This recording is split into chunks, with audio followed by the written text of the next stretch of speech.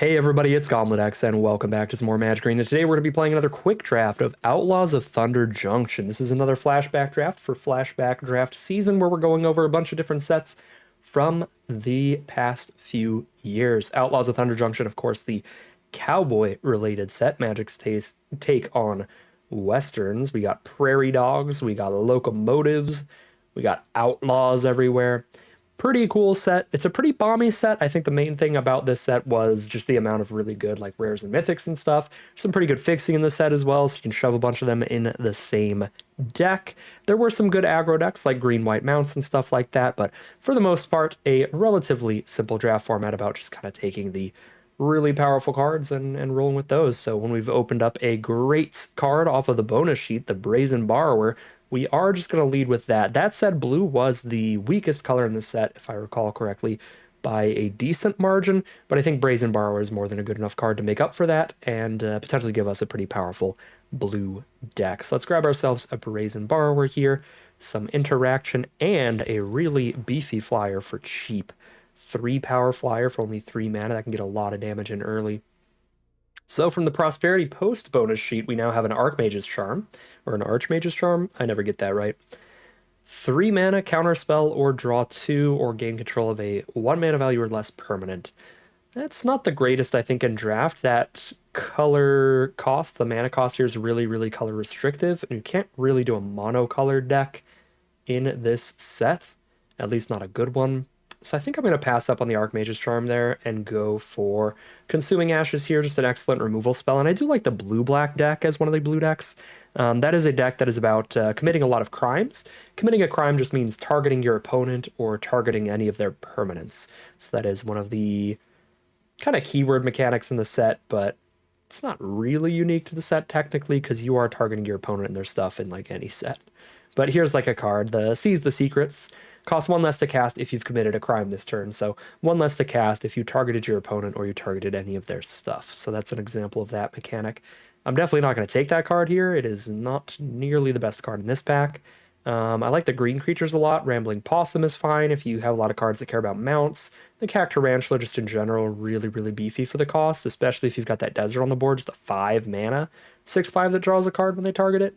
So that's really, really good. Getaway Glamour's fine removal spell. There's a lot of reasonable stuff here, but I think I'm just going to roll for the Cactarantula. None of these blue or black cards are going to keep us going the direction we're currently in. And I like taking deserts pretty highly. Pick 4, we do have a Congregation Gryff here now for the green-white mounts deck, which is one of the strongest decks in the format, certainly the strongest aggro deck. That is a really excellent signpost uncommon for that strategy, and there's not a ton going on in the other colors, so let's speculate on that. We might get pushed off our first couple picks here if we get any more good mount cards. Pick number 5, Hollow Marauder was a pretty great one. This card's really, really well positioned in green-black, where you have a lot of creatures in your deck, and you can mill yourself a bit. That way you get the cost reduction. You can cast this much earlier than turn 7. So I'm not so sure this is going to go into like the blue-black Brazen Borrower deck, but we do have a Cactarantula as well. We've got a green card. We could end up in the green-black strategy. This is also a really, really good card to reanimate because its Enter the Battlefield effect is so good. So if it ends up in your graveyard by getting milled by something else, then you can like reanimate it with one of the other green-black cards. Intimidation Campaign is one of the fun build-arounds for the blue-black crimes deck, which we could be. 3 mana to have your opponent lose a life, you gain a life, and you draw a card. That is not really worth a whole card, but it's repeatable every time you target one of their cards or every time you target them. You put it back into your hand so you can cast it again. So you can use this as a major card draw engine if you get that rolling. So I'm going to take that there. It's a really fun potential payoff. If you're really, really into the self-mill decks, you could go for Rise of the Varmints. This is not my favorite card in those decks because they do have quite a lot of cards like the Hollow Marauder that care about the number of creatures in your graveyard. So having a card that is like sort of a creature but technically a sorcery where you can mill the Rise of the Varmints and it doesn't add to your creature count does feel a little awkward. And usually the creature count, the amount of self-mill there is in the set gets up to like maybe 4 or 5 by the time you could cast the Rise, unless you like really, really get a good one, really get a good deck for it. Pick 7, bristling backwards here because I don't really like any of these spells. If you double spell, you get to stun creatures. Little draw spells, mediocre little 1/1. Yeah, I don't think any of these spells are that great, so I'll just speculate on an off-color dual land. We got to pick 8 Hollow Marauder. Well, I definitely want to play black. We might end up being a blue-black deck with a couple Hollow Marauders, which would be kind of awkward. Certainly want to try to find a pretty high creature count version of blue-black to get the Hollow Marauders cheap enough. Pick 9, we got a green-white dual land. We've got a Fine Filler Mount for the Congregation Grift deck, but that does not look like how this draft is going. Linkbreaker is a fine filler 1-drop if we want to just try to get a creature in our grave early, but we could also go like 3-color control with Hypothesisal, do some Grixis stuff with Intimidation Campaign. I think this card's pretty great for more controlling strategies. We'll go for the Hypothesisal. Not going to play anything here, but Ankle Biter's good in the green-black decks that want to fill their graveyard because it's a cheap creature that you trade off with very early. Definitely not playing Shifting Grift or any of these white cards. Probably not playing Ankle Biter either, but there's a slight possibility. I guess Peerless Rope Master is okay to try to stabilize with. Beefy creature, bounce an opposing threat. Get another Ankle Biter there. And some stuff I shall not be playing as we move into pack number 2, which gives us Murder. I mean, I think that's what it is here. Most likely heading towards Grixis control stuff. Let's get a Murder in there. But Murder would work in a green-black graveyard as well, if that looks like the place to go. Okay. Reasonable start. These Hollow Marauders are going to be really expensive in this deck, but outside of that, very reasonable start. Metamorphic Blast is good in a creature-heavy deck, because you can try to use this as a way to like combat trick and eat one of your opponent's creatures while also drawing some cards. We're not super creature heavy, but that still might be the best card in this pack. Yeah, there's not a ton going on elsewhere. Pick 3, Gigapede's another creature that's really nice in the Reanimator decks because it's got such a good enter the battlefield effect. It's a really good creature to bring back from your graveyard. Green-white dual land. We are not getting the on-color dual lands that we need. Getting the wrong colors here. No removal spells or anything. We could play a Canyon Crab, actually. 2 mana, a 0/5 to just slow our opponents down, and anytime that we're holding up an instant like Metamorphic Blast, Brazen Borrower, Murder, Consuming Ashes, or Hypothesisal, we are not casting a spell from our hand during our turn, which means we get to draw and discard a card. This actually looks like a pretty good Canyon Crab deck. That'll give us some good card selection. Pick 4, here's a reasonable counterspell. There's that Rutstein for the Golgari Graveyard deck. That's a pretty good one. Plan the Heist is also okay. It's a pretty big card draw. But I'm going to go for the counterspell here. Grab a Phantom Interference. Ooh, Lazav. Whenever you commit a crime, put a +1/+1 counter on Lazav. You may exile a card from your grave. If a creature's exiled, make a copy of that. From a graveyard. So you could copy opposing creatures. But it only copies till end of turn. When it gets big fast enough, it could be a win condition. But I feel like probably better to just take the really efficient removal like deserts do here. 2 mana -2/2, unless you have a desert on the board, and then it's even better. Grab a desert stew. Now, nothing really on color.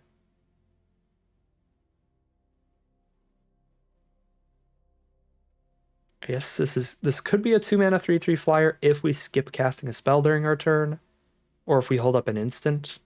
This deck could be okay at doing that. That's probably better than Linkbreaker, Quill Charger, or Silver Deputy. Speculate on that.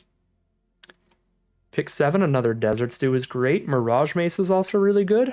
We could take Fixing pretty highly, but the only card we have that isn't blue or black is 1 copy of Hypothesisal, so it's possible we don't even need to take Fixing that highly. Desperate Bloodseeker is a really flexible card. It's great in the Golgari decks because you target yourself and mill a couple cards, fill your graveyard up for some stuff. But in the decks that care about committing crimes, you can also target your opponent with this, pick up your Intimidation Campaign or whatever. So I like the Bloodseeker here. And there's a green-black desert. I don't think that I'm splashing any green in the way this draft looks right now. So I'm going to go Conduit Pylons. Now... Nothing. Rare draft for Vault Progress. Pick 11, more ankle biters, but basically nothing. Pick 12, nothing. And pick 13, another Conduit Pylons. All right, pack number 3, our final pack. What do we got? Wow, we got a payoff for the crime decks. Gisa the Hellraiser, 5 mana for a 4/4, Ward 2, and 2 life. Whenever you commit a crime, create 2 tapped 2/2 zombie rogues once each turn, but that is insane. Every time you cast a spell that targets your opponent or their permanents, you get 2 2/2s, and they're 3/3s as long as Jesus is on the board. Yeah, that's an absurdly powerful card. Clearly the pick there. Here's a Vault Plunderer. I like this card a lot. It's great value. Get your 3/1 on the board to trade off with on blocks. Draw a card at the same time.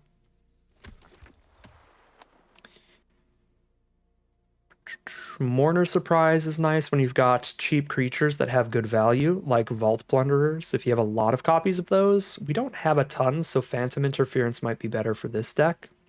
It's also a really strong payoff for the Mounts deck. The Shepherd of the Clouds is excellent in that kind of strategy. That's obviously not what we're doing here, but I did want to mention it for anybody who has not drafted the set too much and is trying to get a little bit of tips and tricks before they hop in. That is an excellent card. Yeah, I don't think our creature count's really high enough to want the Mourner's Surprise, so we'll grab the Phantom Interference. Another Phantom Interference? Do we just want to be the most annoying drafter at the table? There's also another Shepherd of the Clouds. Jeez. Yeah, I'll take another Phantom Interference. Another Intimidation campaign. Okay, it is a shame that that showed up in the same pack as our blue-black dual land, but I'm gonna take that here. This is gonna be a really focused Intimidation campaign deck. That'll be quite fun. We will not be playing any of these cards. These all look kind of poopy. I guess Treasure Dredger could give us the red mana if we really, really want to play the Hypothesisal. Blood Hustler's a fine card in this kind of strategy. It can get pretty big pretty quick. Sure. Another Desperate Bloodseeker. Failed Forwarding's fine too. They both commit a crime if we want them to. There's Jagged Barons. Hold up. Random red dual land. So I have a red dual land and 2 Conduit Pylons for this Hypothesisal. Yeah, we can play off of those alone and not have to play a single basic.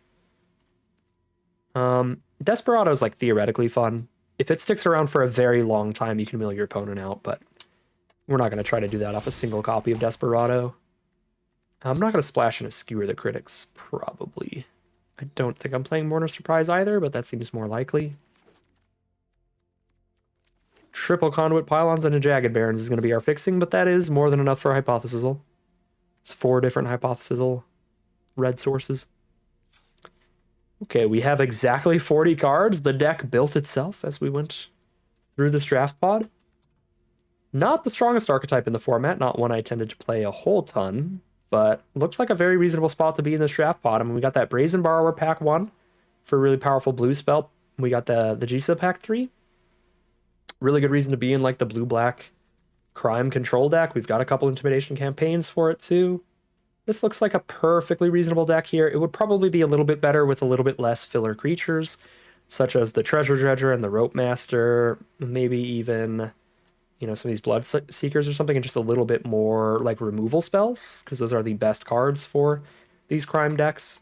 But it does not look bad at all, so we'll have to see how it does here. I could play a Heartless Pillage, just a really mediocre Mind Rot, just for another way to commit a crime, over like the Treasure Dredger here.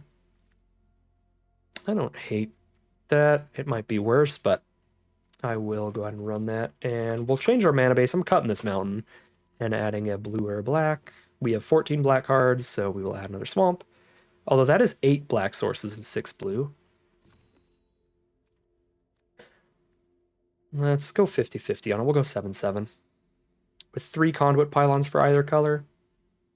Yeah, and 7-7 also helps us get to the double blue needed for Brazen Borrower. Perfectly fine with that. All right, we will call it a deck here, hop into the gameplay, see how far this one can take us. All right, here we are on the play for game number one. This hand looks awesome, honestly. We just get to sit behind a canyon crab, set up an intimidation campaign, and start using that as a huge card draw engine. Surveil as well and see what we've got coming. We got a hypothesis. I think between canyon crab and intimidation campaign, we have enough card draw to make sure we hit the land drops for that, where that'll be super worth it.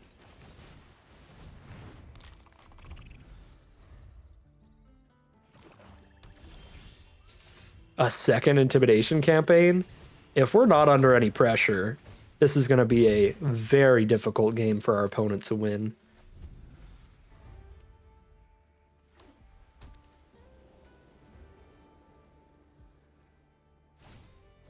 And that is not any pressure. That is a 1-power creature, so we are setting up to have massive card draw in the late game. And let's just get it rolling. Then I have the mana to do the full Phantom Interference, right? A blue plus 4 more. Get the Spirit and Counterspell next turn. That's going to be devastating if they cast anything good. Rattleback Apothecary. That's actually pretty reasonable here. The Death Toucher to get through the Canyon Crab.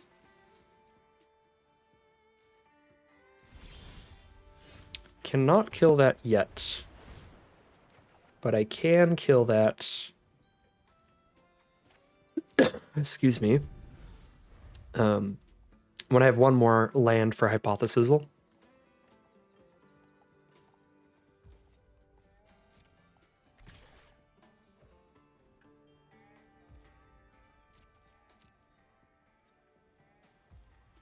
I believe targeting spells counts as committing a crime too. I'm not sure. Alright, they're not going to cast a spell anyway. Brazen Borrower the Apothecary back and then just cast it. Pick up both of our intimidation campaigns and get a flyer down here.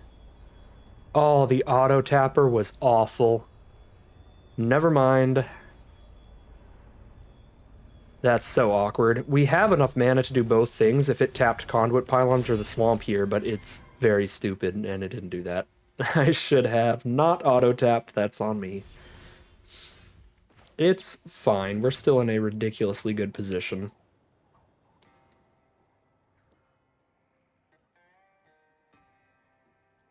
I'll take a Blood Hustler, sure. Greed. Let's drop one Intimidation campaign, then I can hold up the Phantom Interference if they do anything good, and Brazen Borrower if they don't.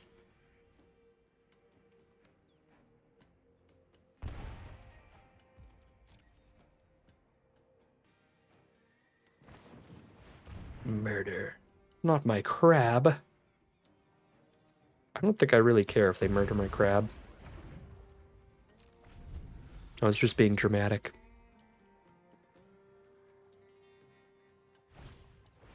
Deep Muck Desperado, mill me out. That would actually be a problem because I'm going to be drawing so many cards. So that I will counter.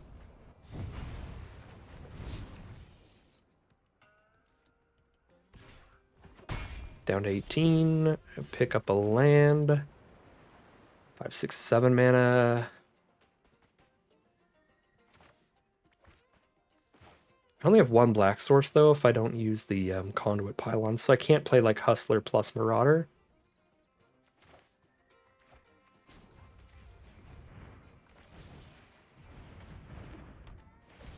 I guess because I didn't have double black, I couldn't play double Intimidation campaign last turn regardless.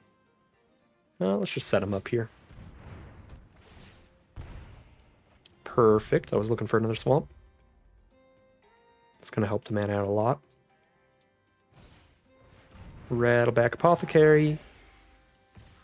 I just feel so safe and comfy here. This is like such a chill game for us.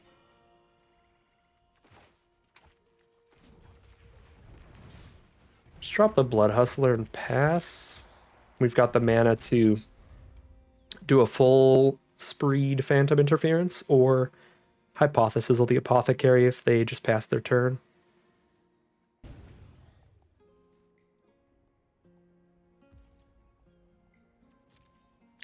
They plotted their Visage Bandit. Okay, I'm gonna Hypothesis now then.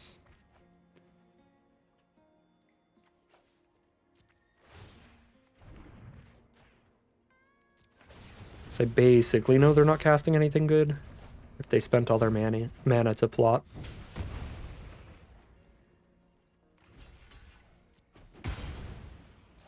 Wow, that was disgusting. Because then the crime also made the Blood Hustler big enough to just eat their stuff. Oh my god, auto tapper. I'm just not allowed to auto tap in this deck ever.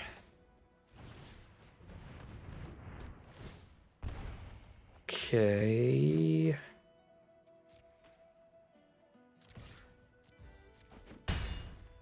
I'm a greedy man. I'm gonna Heartless Pillage here and get my treasure. Give them a turn to do what they please. Shields down, no counterspell up.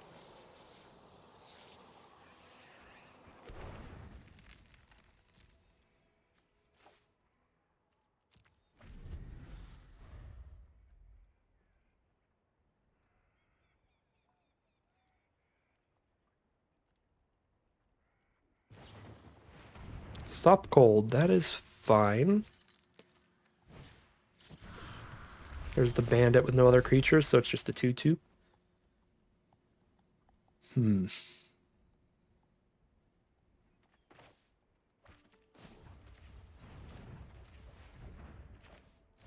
drop a Hollow Marauder and see what we draw.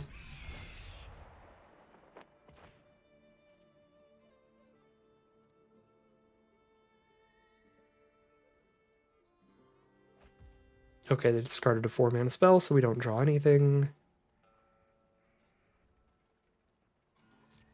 Just hold our mana up here and drop Brazen Borrower. I think I might have forgotten to cast Brazen Borrower on another turn when we had the mana up to do it.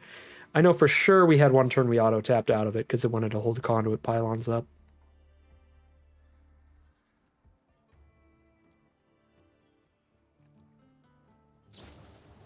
Stop cold. Alright, this should be probably about game. I have 6 power flyers on the board. It's a 2-turn kill.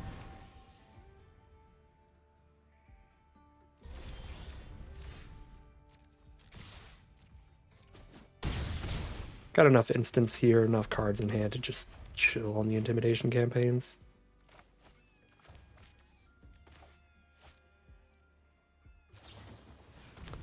Murder the Hollow Marauder, but I can still cast Brazen Borrower to lethal them on the next swing. Poke me for 2, go down to 19, and here's Brazen Borrower. That's 5 power on the board against a 5-life opponent. And there's the concession. We start things off 1-0 heading into game 2. Alright, here we are. For game number 2, we're on the draw this time around. Here's a Bloodseeker there. I already got the Canyon Crab turn 2. And then I want to start holding up instants. So I don't think we're going to fit the Bloodseeker into the curve.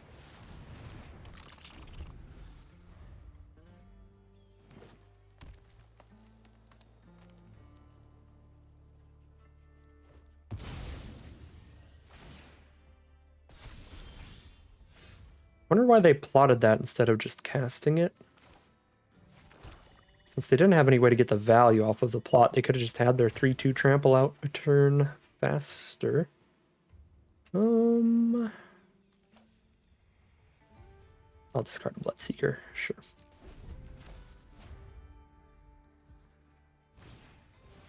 Blood Hustler, they do have the mana up to pay.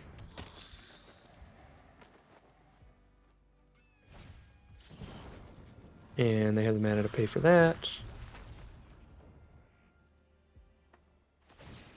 Equip a gold pan.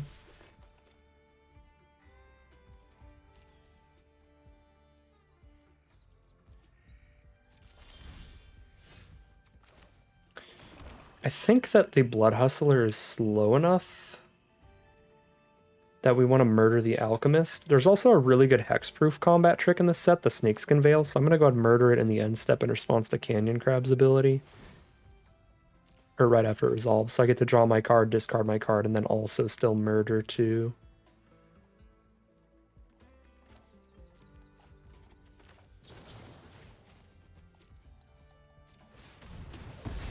And if I cast it any sooner, the Canyon Crab would not trigger. But yeah, I think the Blood Hustler's going to be slow enough. We can just Rope Master it and wait till later for it. There's some ramp for our opponent. Dance of the Tumbleweeds grabs any basic land or desert from their deck, puts it into play. No deserts, no dual lands. They go for the swamp here. It does put basics into play untapped, which is pretty cool. Okay, so we are a turn away from the Hypothesisal. If they cast anything counterable here, we're gonna Phantom Interference, obviously, and get our creature. That is not...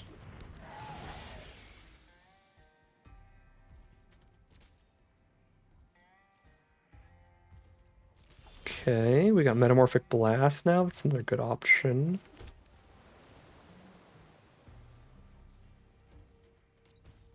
Hopefully I just draw a land for this, for the discard here this time. Okay, well. Double Hollow Marauder is pretty good.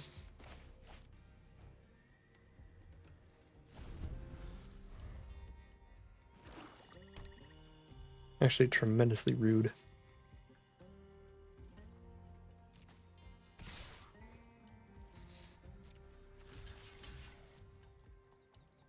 Kind of been forgetting I can buff the crab if I want. If I make it a 2/3, they can respond by activating the Hustler, then I can respond by metamorphicing. I feel like it's probably not worth it.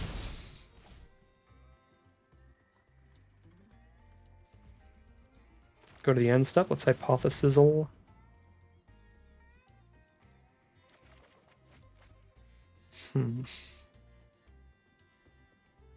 I think they have so much mana, I just want to hit these Phantom Interferences.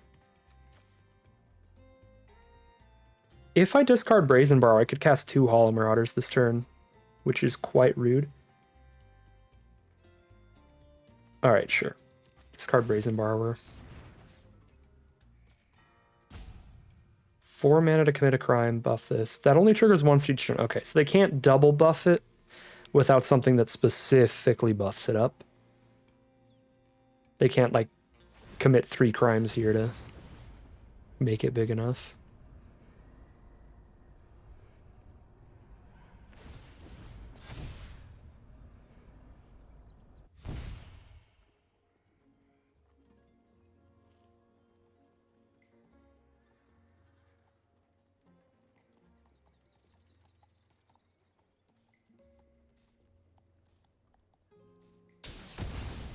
Is sizzled.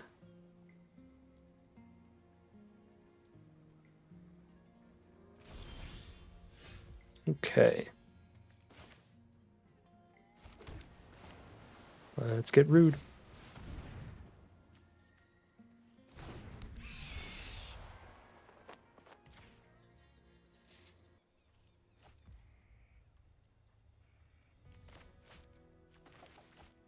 You want to kill any of my creatures in my combat step? No, they don't. Alright, well, here's another one.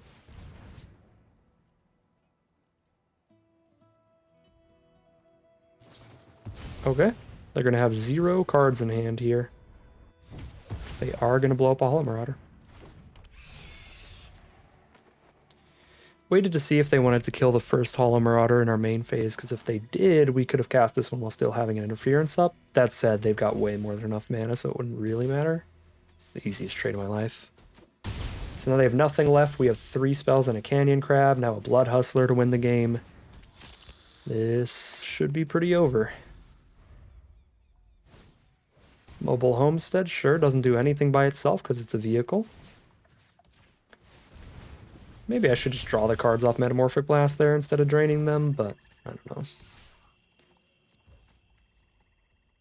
5. I don't quite have the mana to use Blood Hustler and still have a 5 mana interference up. Although I highly doubt interference is going to be enough to counter a thing. I've got the 7 mana. I could cast 2 interferences. Okay, yeah, that'll work fine.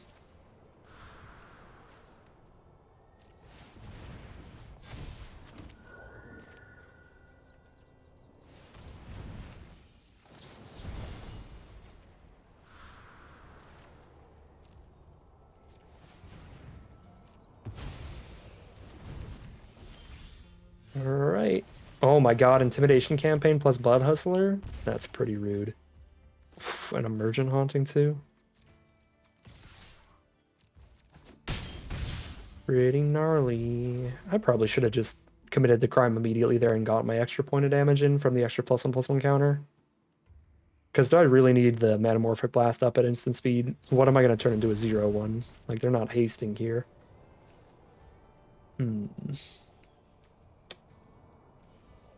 Alright, you got it. I am going to use this to get a free pickup on Intimidation Campaign.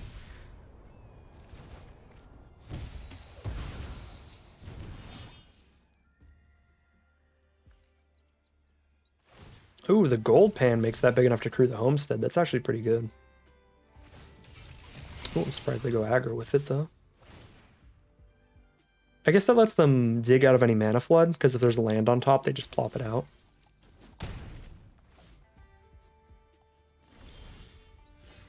Okay.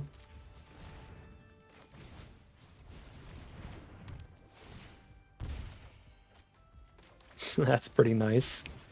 The deserts all commit a crime because they target your opponent, so they're pretty good with Intimidation Campaign as well. As you can see. Good grief. I am going to be casting a spell like every turn, so I'm not going to play Emergent Haunting here, because I'm going to keep recasting Intimidation Campaign, so I will not be activating the Flying Spirit. If I were attacking more aggressively with Crab earlier, they'd probably already be dead by now, but we were getting some value. It's fine. We were drawing cards. Everybody loves drawing cards.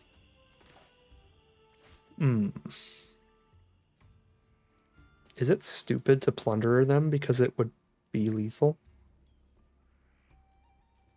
Because then if it's not lethal, they're up a card.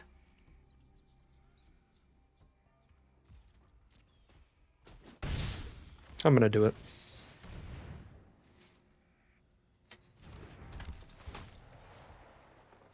I'm sure I want to commit a crime and deal 2 damage to my opponent, who is at 2 health. 1 from Plunderer, now 1 from Intimidation Campaign will be lethal. They cannot gain life at instant speed.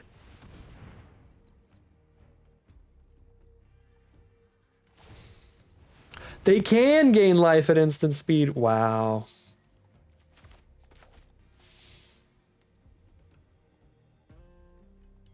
Crazy. Well, let's see what we get off of the Intimidation Campaign. The game is still very, very favored to us, but I did say that was the one.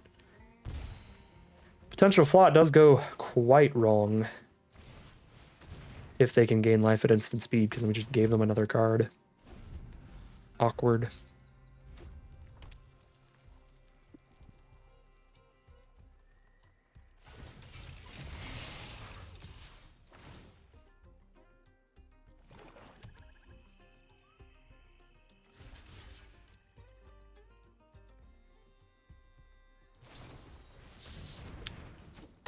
Fake your own death to kill our Canyon Crab. We've got well over lethal on board, though, and there's the concession from our opponent. That'll be 2-0 heading into game number 3. All right, here we are on the draw for game number 3. It's our first time drawing our bomb rare. We've drawn the Brazen Borrower, which has been decent, but I don't think it's really like a bomb like Gisa is. She's absolutely absurd. Reasonable hand, but we do need to draw some lands here. There's the Slick Shot Show Off, which can get a lot of damage in when they're casting non-creature spells. I don't mind just Deserts doing that thing immediately.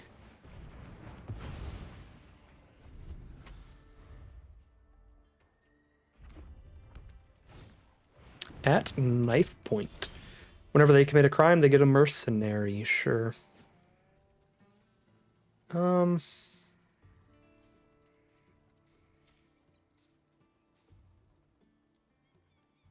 feel like petty theft on that is reasonable. Slows them down a chunk here.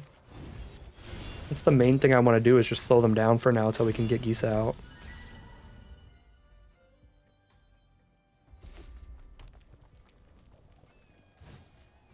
Rodeo Pyromancers. Whenever they cast their first spell each turn, they get double red.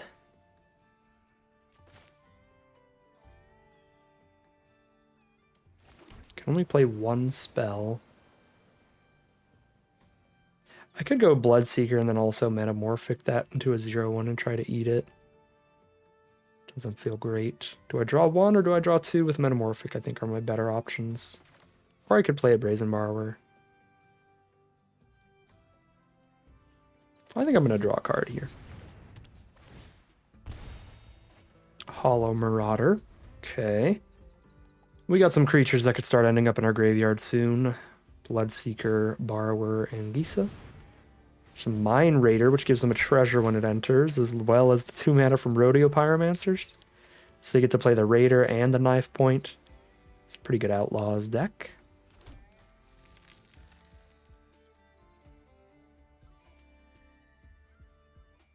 I feel like I should probably wait to play Gisa until I can cast her and commit a crime in the same turn, so I probably want to wait till I have 7 mana. If I can.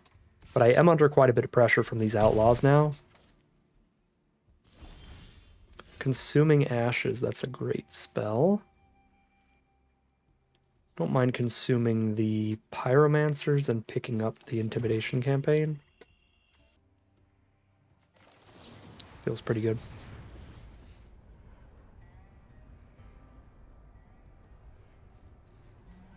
They must have like Quick Draw, the 1 mana +1/+1 first strike trick or something. They've got something for a single red.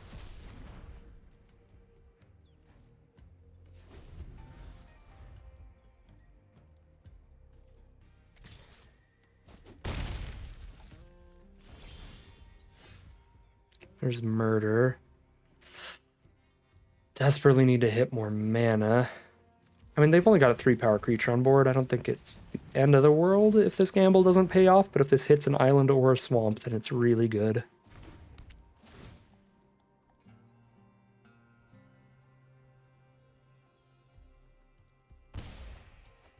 Desert Stew's actually a pretty good one to hit. I don't mind that. If it's not going to be a land, Desert Stew's probably the next best card.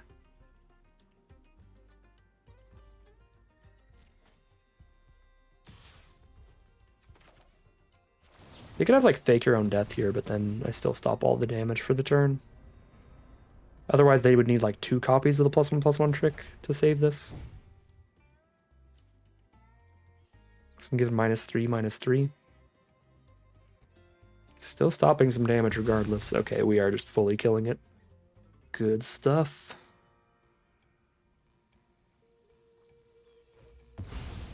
Plot a porcupine. Oh, that's not a porcupine. It's a longhorn sharpshooter. Got my artworks mixed up.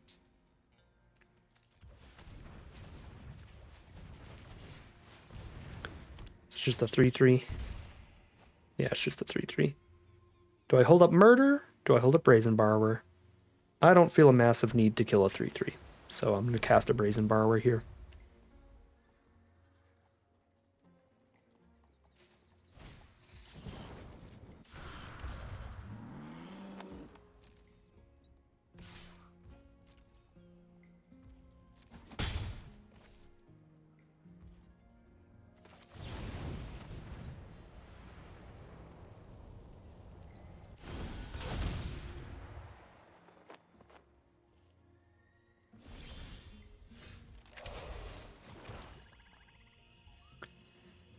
Seven mana now. Play Gisa, hold up the counterspell.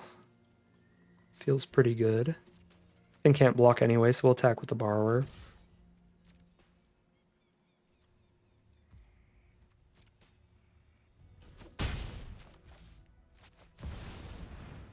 I could also just cast the Bloodseeker. I guarantee I commit a crime that way.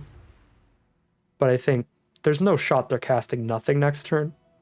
And they're stuck on mana enough, we should be able to counter whatever they're trying to cast, especially if they're trying to kill Gisa, because she's got Ward 2. So it would have to be like a 1 mana removal spell to get through Ward and Phantom Interference.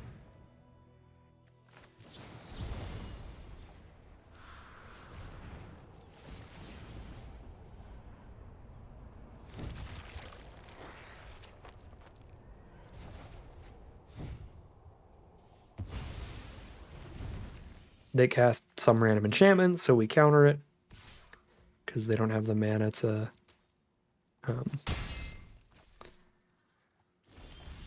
to pay for the ward for Gisa for anything else anyway. Oh, wow. Rope Master's really nice here. It's going to let them sharpshooter again, but we're going to get more zombies and a 4/4 on our board. Super worth it.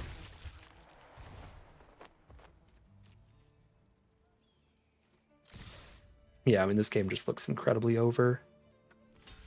And then we could just use Metamorphic Blast to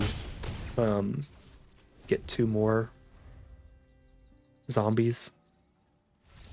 Yeah, there's the concession from our opponent. Gisa's just an absolutely absurd mythic. Our first game getting to play around with her, and she was busted as imagined. We are now 3-0 heading into game 4. All right, here we are now for game number 4. We are 3-0 right now. We are clearing so far in this draft. No matter what, we're going to have at least a 50-50 record. Things are going pretty excellently thus far, and this hand is perfectly fine. We are on the draw, so if our opponent has a good aggressive curve out, that could be a problem for us. So far, they have played a creature every single turn, but it's only 1 power per turn, so we're not that worried about it. We've got this early Deserts due to clear out their first creature that has more than 1 power. We got the late Hypothesis. We've already got all 3 copies of our Conduit Pylons, so we are more than capable of casting that. It's actually kind of wild. There's Forlorn Flats, so they're green, black, and white. Another 3-color deck here from our opponent as well. Probably play a Vault Plunderer next turn, yeah, if they don't play anything, just so that I have a creature to trade off into either of these. I don't really care if I'm trading down into a 1/1 Death Toucher with this, because it's already drawn me a card, which means I am up in value in that exchange. I mean, that's a snap trade. I'm surprised they aren't willing to trade the Silver Deputy into that.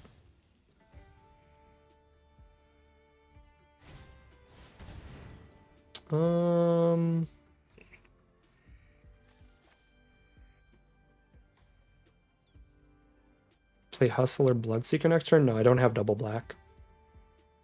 I guess because I don't have double black, I'll discard the Bloodseeker.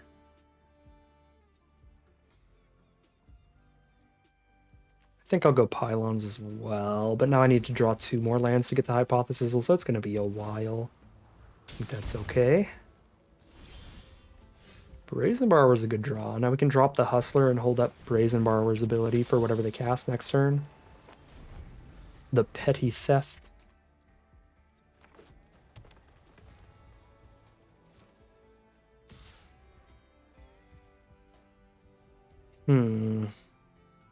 They don't have a trick.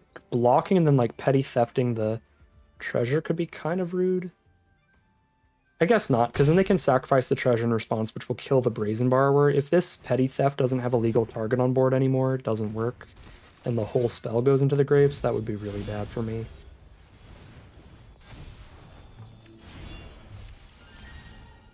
Metamorphic Blast.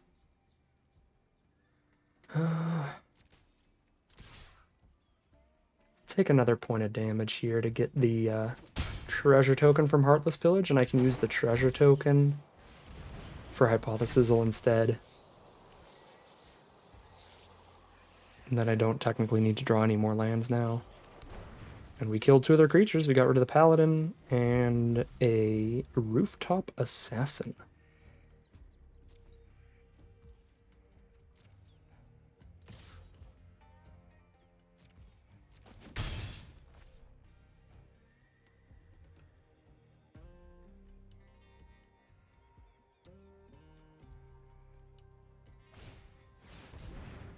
Ooh, man, I wish we had one of our 3 counter spells right now, because that is really strong here. Okay. That's super bad.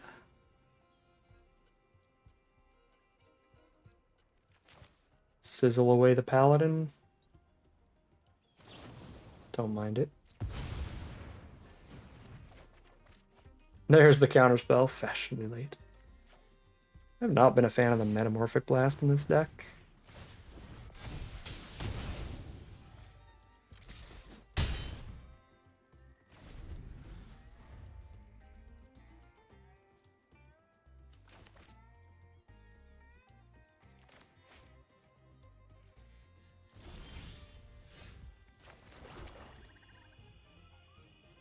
Their plan here is block and then finish it off with Rooftop Assassin. It's a 4-mana creature. They have 6 mana up. They can stop Phantom Interference.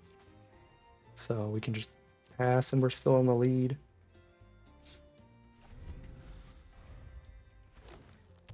I mean, obviously life total lead, no. But the spells that we have versus the spells they have, we're definitely favored. Unless they have some Mega Bomb in there somewhere.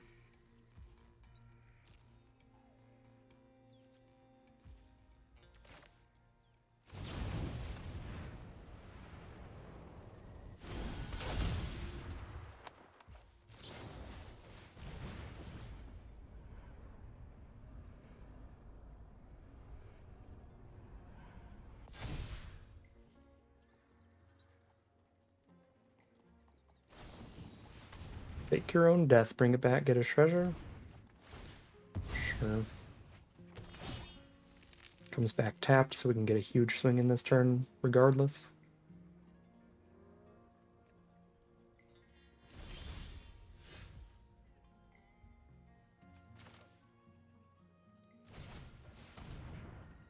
Should be using my conduit pylons, but I'm being lazy. Pre-combat the Bloodseeker to get the counter on the Blood Hustler without having to use its own ability. Get the counter there, and then we can get a Desert Stew counter during their turn.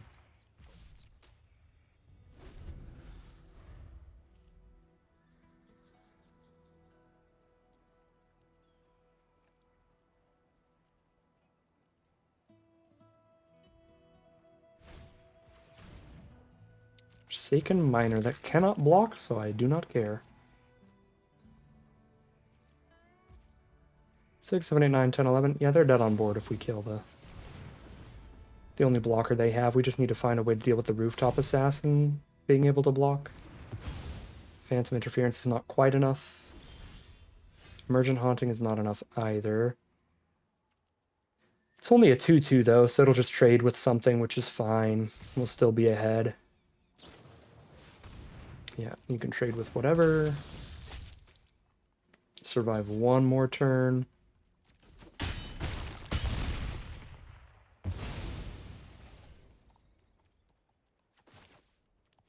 Yeah, just hold up the Phantom Interference.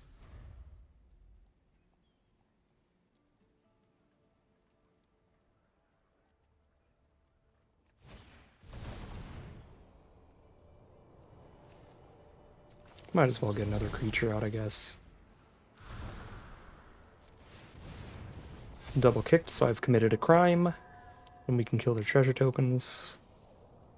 So now they chump block the 8/8 and take 4 damage from the 2/2/2s, and that's game.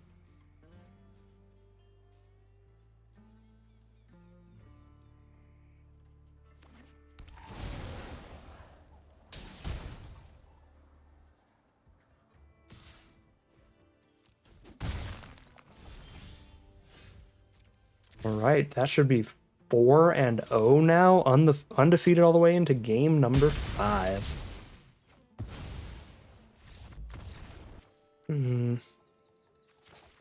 Guess I'm gonna lead with the island here. I'll wait on the conduit pylons. I think I'd rather be able to hold up interference and Desert Stew. Although I could just lead with Bloodseeker. Sure. We'll take a turn off here, because the stuff they're most likely to play on turn 3 is stuff that can die to a -3/-3 Desert Stew anyway. So I don't think I need to counterspell up immediately. Oh, no! It was a mana rock I could have countered. That would have been so good. And now I'm going to get greedy again, because I'm going to want the Intimidation campaign down before I commit too many crimes.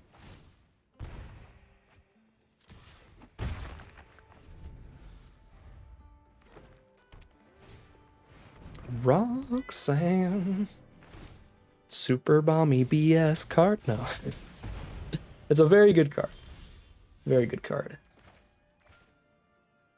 Probably about as good as our Gisa, because Roxanne does really, really good stuff like the second that she enters.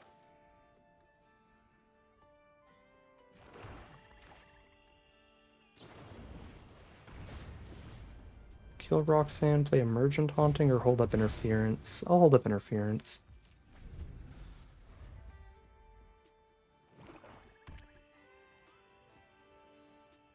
They have so much mana from Bandit's Hall plus Roxanne now, the double ramp, that this interference might already be stranded in our hand, not working.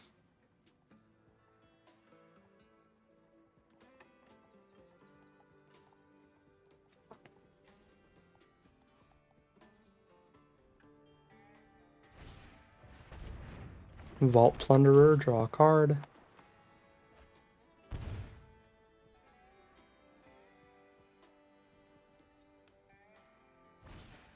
Okay, they do go for a double spell, so I get something off with this interference. Good. 1 blue black. No removal up this turn, it's too expensive, but we can play Emergent Haunting now and set it up for next turn, or we can play Canyon Crab.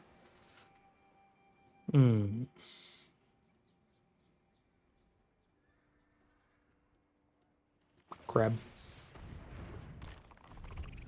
I'm gonna play the crab because I don't feel as bad if the crab is sitting on the board and I want to go like murder plus recast intimidation campaign, like that's fine. Spend whatever spell you want to kill my crab. Alright, Desert's Dew it is.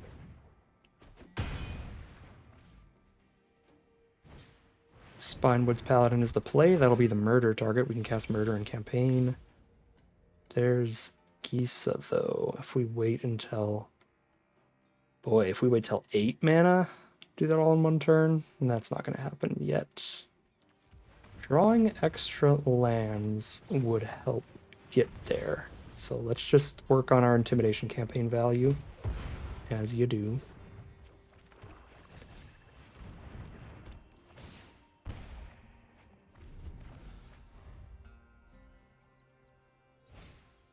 Cactarantula. Do I want to take 9 to the face to get rid of their entire hand? Ah, they'll have one card because Bandit's Hall. Oh no, they have to spend mana for Bandit's Hall? Okay. I've got 1, 2, 3, 4, 5, 6, 7 mana. If I had a 2 mana way to commit a crime, we could Gisa here, but I don't. 7 mana is enough to kill Cactarantula and replay Intimidation Campaign. But I could also get rid of their whole hand, which seems kind of clutch, even if I take a beating for it.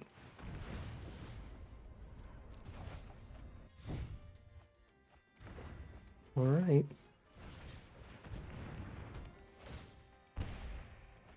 Ooh, Hollow Marauder's pretty sick.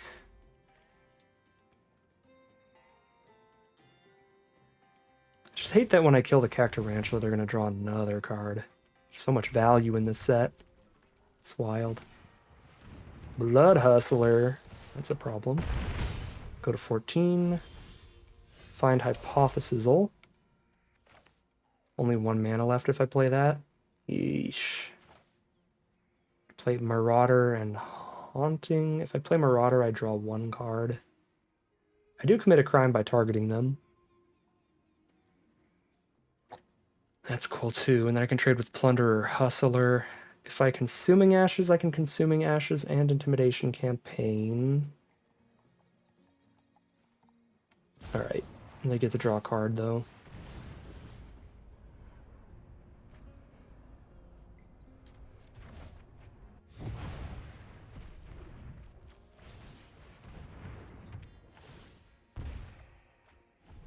I'm almost tempted to cut this Emergent Haunting for just like an 18th land at this point.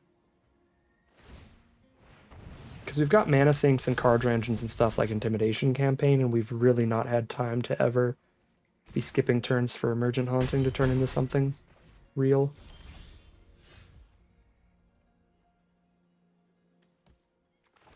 I like the Rope Master a good chunk here. Commits a crime, gives us a blocker, and gives us the mana to play Haunting all in the same turn. I could hold up Phantom Interference instead.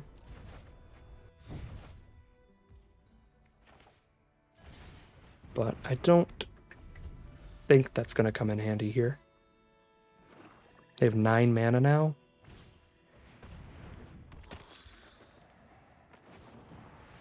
Yeah, it would not have been able to counter that.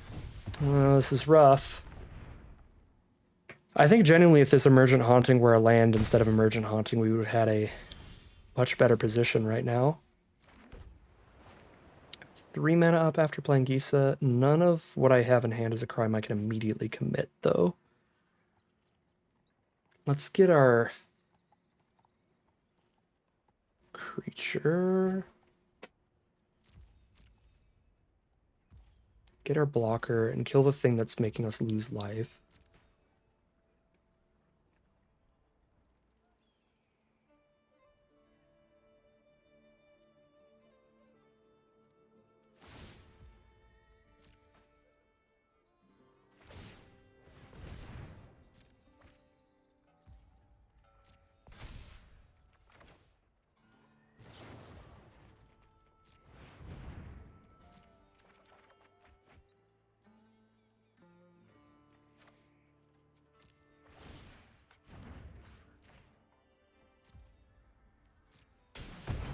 Onto the Desert Stew as well. Don't want to just kill the Plunderer right now before they tap out. I don't think so with the Gisa in hand. Being able to cast her and Desert Stew in the same turn next turn is going to be huge. But if they kill Haunting, I will kill Plunderer. I'm not going to take another 3 here.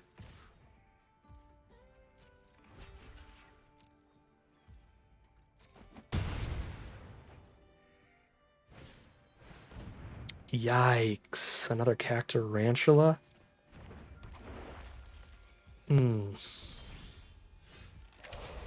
That's really bad. Get rid of their last card in hand. Try to Desert Stew kill Cactarantula here.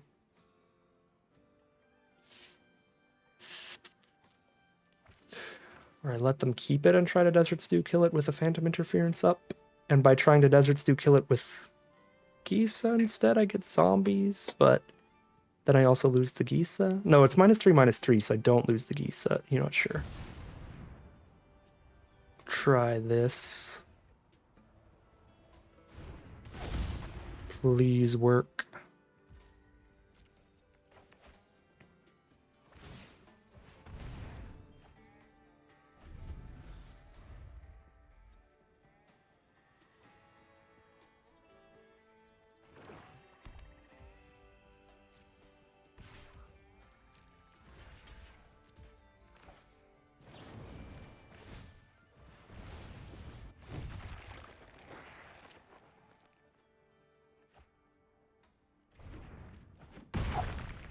Spicy.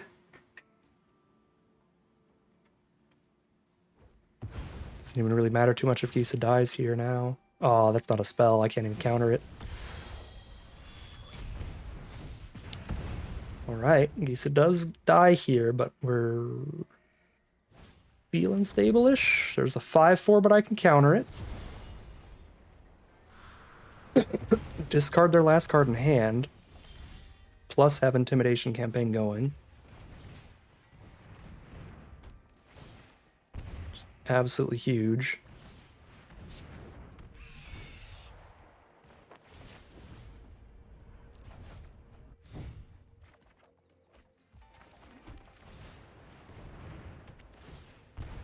They're down to a single 3/3. We have a board upon us that can kill them in just one more swing.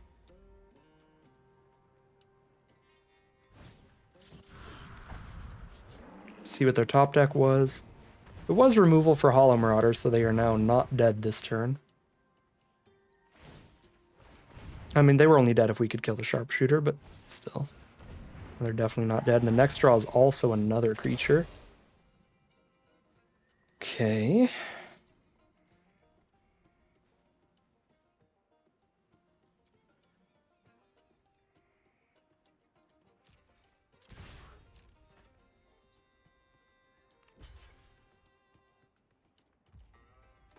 Metamorphic Blast here.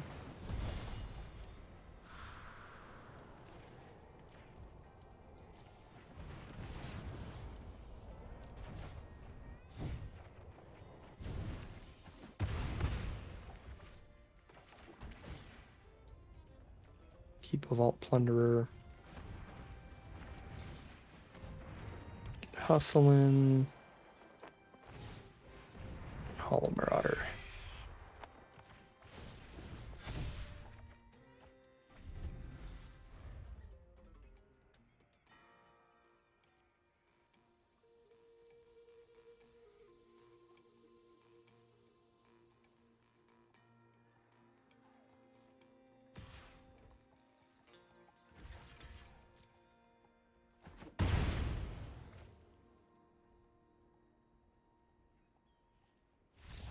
All right.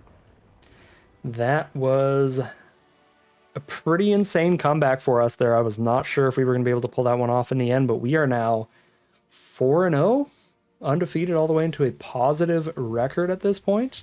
Wherever things go from here? No, 5-0. In the money wherever things go? Oh, it's a quick draft, not a premier draft. We do need 6 wins to be technically in the money, but we spent 750 gems to play, got 650 and a pack back, as well as keeping everything we drafted. We're basically break even now, but 1 win away from being in the money, and still undefeated 5 games in a row. Great stuff from this control deck. All right, here we are for game number 6 with our opponent on the play. 5-0 right now. This is a pretty good hand, but it does need a second black source to actually cast the murder, and it needs the red for hypothesis also. Maybe a little awkward. What equipment did they find for Stoneforge Mystic? None. That has me kind of concerned, because that makes me think that the equipment is already in their hand, in which case they also just cheated into play this turn. What is happening? Okay, our opponent is rare drafting. We're going to counter that thing. That's like a 1-1 and a 3-3. Yeah, that's 4 power and toughness for only 3 mana, and they can keep buffing it up later. Well, I do gotta say, I'm happy that they played a Stoneforge Mystic as a 2 mana 1-2 with no abilities, but I'm very concerned they cast 2 mythics in a row, and that was it. Oh, Thunder Lasso is their equipment. Okay, cool. They did have one. I really don't want to murder a 2-3. So we're chilling. Probably Rope Master it. We already know they can't tutor for an equipment, or they would have done so the first time they played Stoneforge Mystic.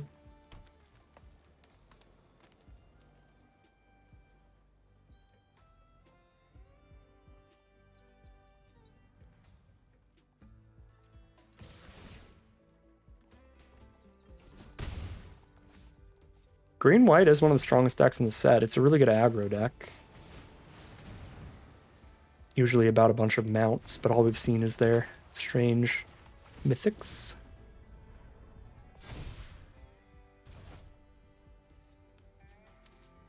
They could have a Holy Cow here. I think I do care if they have Holy Cow. That's the 3 mana 2/2 Flash Flyer. That's when it enters, you gain a couple life or something.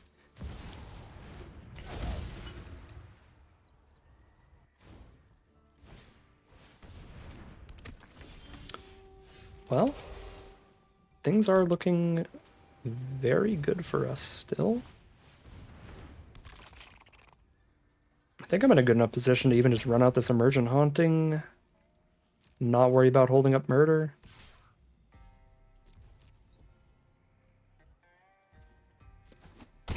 It's like 2 to equip, yeah.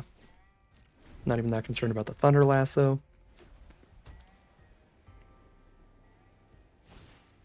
Cactus Ranchla, we found our murder target.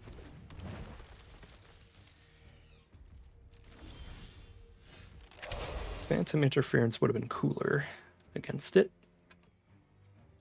But what can you do? Get my abilities to pop off. Get my 3/3, get my card.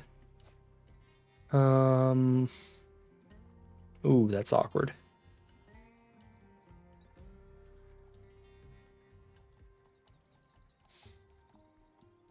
They only have 5 lands. I really like this Phantom Interference. I guess they have a 6th. I'm so sorry, Hypothesizal.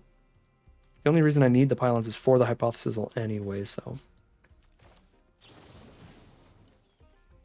Kill that.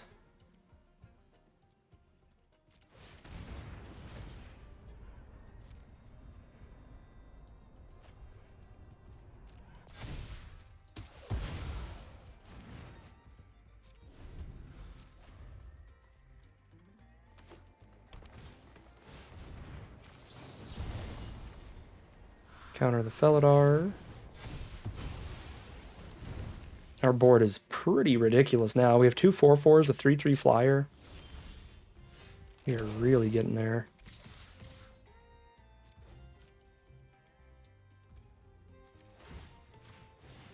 Activate that now for the extra counter. And they're over it. They are so tired of our nonsense, and we are 6-0. We made it undefeated all the way to the final battle of this draft. We are on the final boss with 3 lives in store, 3 rounds in the chamber here. All right, here we are on the play for the final game of Magic. Fingers crossed if we can win it. If not, we got a couple extra tries in here. The potentially great hand. It does need to draw lands. I'm going to start with Emergent Haunting, because then if we get stuck and don't draw any lands, we just have a 3/3 flyer. If I skip the Bloodseeker here.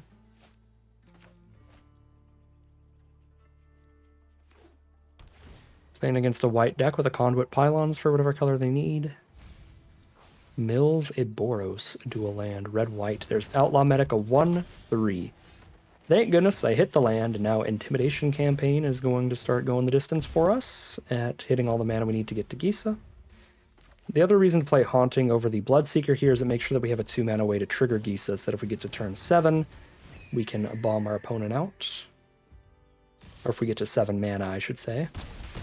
Roadrunner for a hasty 2/2 is kind of sketchy for us. Giving him some more damage really quickly. Nurturing Pixie and pick up the other creature to get the extra counter on it. I don't hate that. Because it's essentially the same stats on board either way, so it's not horrific for us. Metamorphic Blast just to draw a couple cards. Let's just have the 3/3 flyer up as a blocker here. Holds off their creatures. Unless they blow it up. Alright, well, they're going to probably combat trick blow it up, but we're going to stop damage.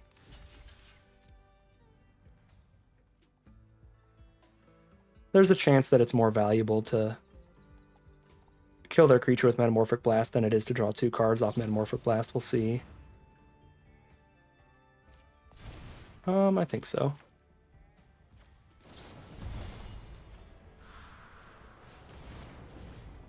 Because that does commit a crime, too. I wasn't honestly thinking about that at all. But it's like sort of drawing 1 card, still.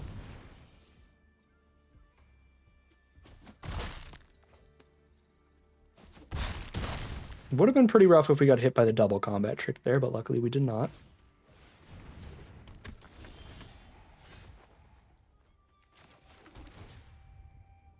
Pylons finds another Hollow Marauder.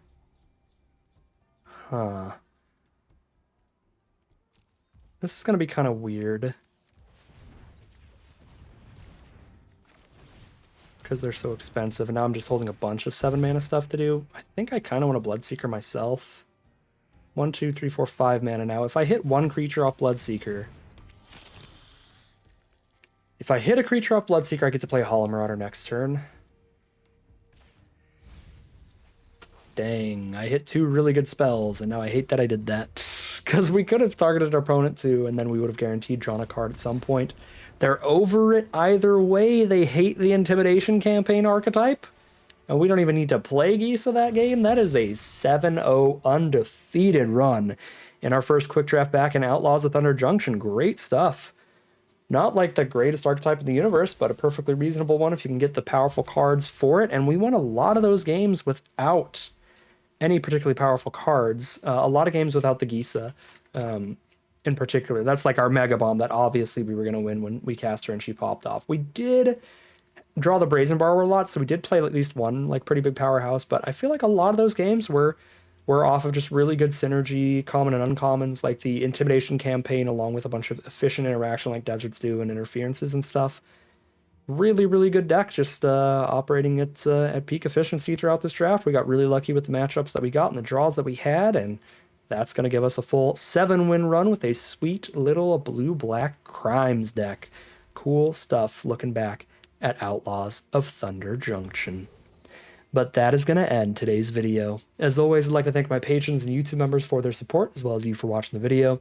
If you enjoyed and you're interested in seeing some more, you can always like, comment, and subscribe to tell the YouTube algorithm to send you some more in your recommended feed. If you'd like to support the channel directly, you can check out the Patreon link in the description below. And other than that, as always, thank you very much for watching, and I'll see you again soon for some more Magic Arena.